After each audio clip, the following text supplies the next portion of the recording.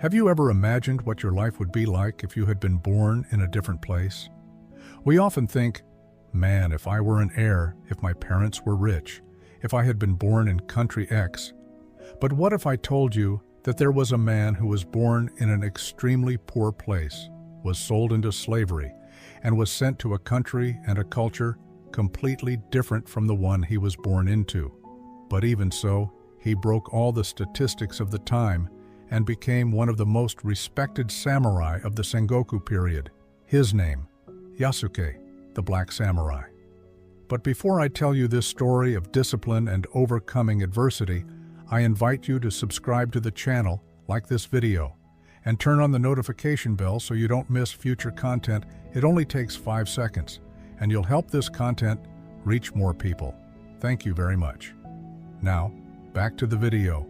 Japan, 1579. A country so closed that it executed foreigners simply for setting foot on its beaches. A place where your family lineage determined whether you were worthy to live or die, where the color of your skin could be an instant death sentence. In this scene, a black man nearly 2 meters tall walks the streets of Kyoto, not as a prisoner or a slave, but carrying 2 swords at his waist, the ultimate symbol of the Japanese warrior elite. People stopped in the middle of the street. Some knelt in reverence, others whispered in panic, "Oni!" which means demon. But this man was no demon. He was something far more dangerous to the system of that time. He was living proof that origin does not determine destiny. His name was Yasuke. But how did this happen? How did a slave become a member of the world's most closed-off elite? That's what we're going to explain now. Chapter 1. The Journey of the Impossible. The story begins in the worst possible way, on the coast of East Africa, probably Mozambique. A young man is torn from his land, his family, his identity, sold as merchandise, chained in the hold of a slave ship intended to be owned for life. This young man would become Yasuke, but that wasn't even his real name. His real name died along with his freedom on that ship. During months of brutal sea crossing, while other slaves fell ill, went mad, or died, something extraordinary was happening to this young African man. He was watching, studying, memorizing every movement of the sailors, every word in Portuguese, every gesture of the merchants. Do you know what Yasuke's first act of discipline was? It wasn't physical, it was mental. While others gave in to despair, he chose to use suffering as a university. He arrived in Japan as the property of Jesuit missionary Alessandro Valignano, just another servant in a country that despised foreigners. But Yasuke had a plan that even he didn't know about yet. Do you know the difference between an ordinary person and an extraordinary person? An ordinary person sees obstacles and gives up. An extraordinary person sees obstacles and becomes a strategist. Yasuke was about to become the greatest strategist of his own life, and what happened next would change not only his life, but the history of Japan forever. Chapter 2. The Meeting That Changed History. Yasuke set foot on Japanese soil as the missionary's most exotic possession. In a country where being different was dangerous, he was different in every possible way. Height, almost 2 meters, in a country where the average height was 1 meter. Skin color, black, in a homogeneously Asian society. Status, slave, in a culture obsessed with hierarchy. Everything conspired against him. But Yasuke did something no one expected. Instead of hiding, he stood out even more. He learned Japanese at an astonishing speed. Not just basic words, he mastered cultural nuances that Japanese people took decades to grasp. He studied Bushido, the warrior code. Even though he didn't have the right to it, he trained combat moves in secret, even without weapons. And then the impossible happened. Oda Nobunaga, Japan's most feared daimyo, the man who unified the country through brute force, heard of the giant black Oni who served the Jesuits. The normal reaction would be to kill or expel him. Nobunaga did the opposite. He had him brought. Do you know why? Because truly powerful men recognize potential, no matter where it comes from. And Yasuke was about to prove that he had something far more valuable than a lineage of emperors. He had unshakable discipline.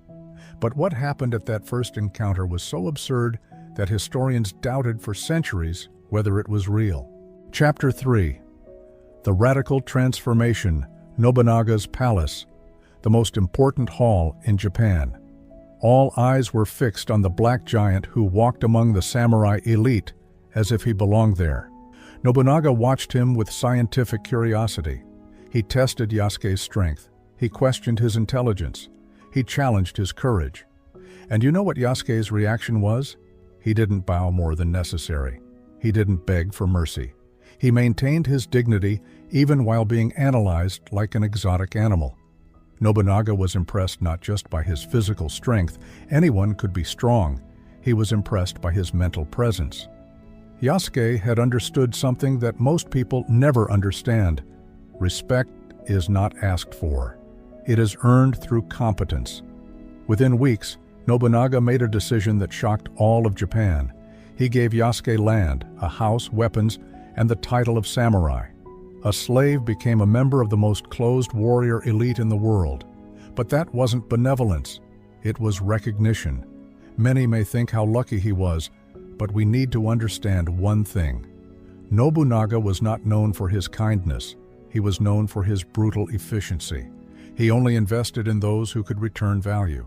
And Yasuke returned value through a discipline that impressed even warriors born into the samurai tradition.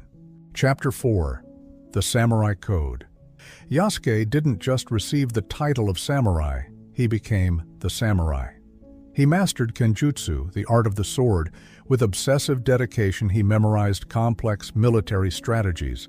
He learned tea ceremonies, calligraphy, poetry, every aspect of warrior culture. Do you know how many hours a day he dedicated to training? 12 to 14 hours every day, without exception. We often want to achieve incredible goals by dedicating just 1 to 2 hours a day. Don't get me wrong, if those 2 hours are all you have, don't worry, keep giving it your best. The problem is when we have the opportunity to dedicate much more of our time and energy, but we become lazy and make excuses for not doing what needs to be done. While many complain, Yasuke was rewriting his reality through pure discipline, and it worked. In battle, Yasuke fought alongside Nobunaga. He protected the most powerful man in the country. He commanded troops who respected him not for the color of his skin, but for his demonstrated competence. He had become more Japanese than many Japanese, more samurai than warriors of samurai lineage. But the true test of his transformation came at the darkest possible moment. A historian specializing in feudal Japan at Kyoto University published a fascinating analysis of Yasuke. What is most striking is not that he became a samurai while being African, but the speed with which he mastered cultural codes that had been passed down through generations. This indicates extraordinary adaptive intelligence and personal discipline.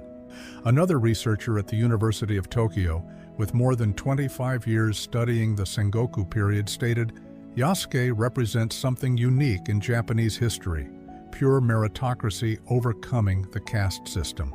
His acceptance by Nobunaga was not a cultural exception.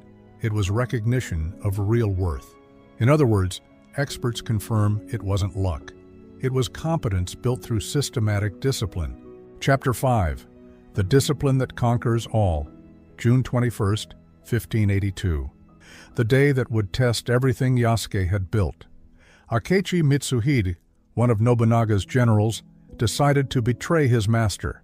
He surrounded the Honnoji temple where Nobunaga was staying. It was a deadly ambush.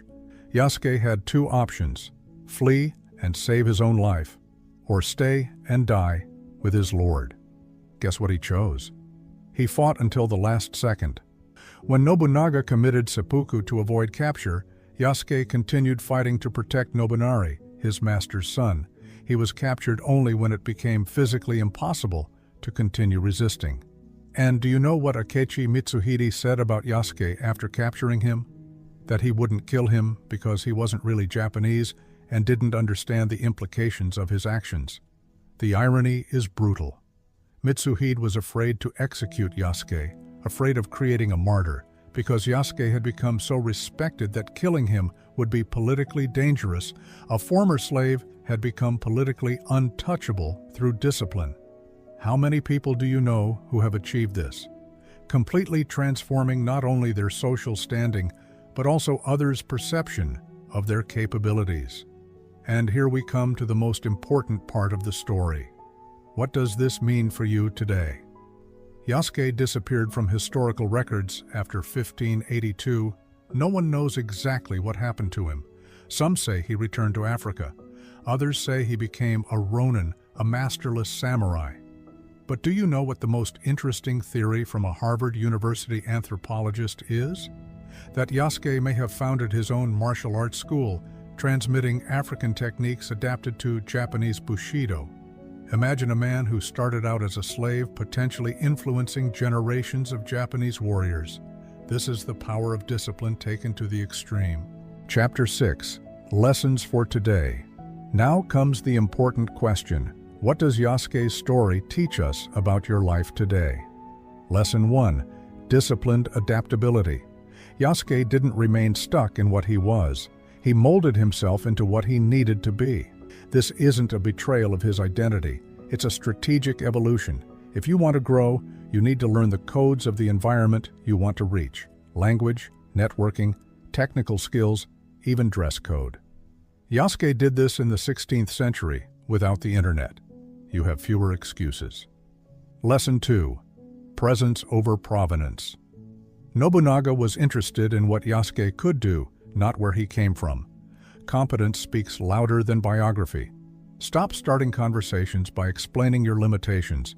I'm not trained, but I'm no expert, but Yasuke never apologized for existing. Lesson 3. Invisible discipline. The world saw only the result, a black samurai.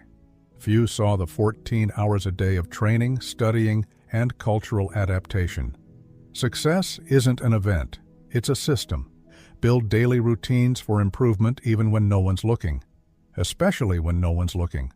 If Yasuke managed to become a samurai in feudal Japan as an African slave, what is your excuse for not achieving your goals in the 21st century? But there is one final lesson that can change your life today. Yasuke's most powerful lesson isn't about samurai or feudal Japan, it's about a universal truth. Discipline transforms any origin into any destiny. Yasuke taught us that the universe doesn't care about your history. It cares about your discipline. It doesn't matter if you were born rich or poor, white or black, male or female, in the countryside or the capital. What matters is your willingness to discipline yourself toward what you want to become 5 years from now. Do you want to be remembered as someone who came from a difficult background, or as someone who used discipline to completely rewrite their story? The choice is yours. The time is now. I know there's a lot of injustice in the world, but complaining won't change the world. We need to adapt and overcome. If you like this video, I invite you to subscribe to the channel and activate the bell so you don't miss future videos.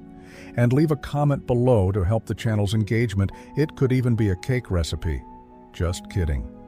I also invite you to watch the video appearing on your screen, in which we talk about how to reach the most frightening level of discipline. Remember, discipline is not punishment, it's freedom. Thank you very much for your attention. See you in the next video.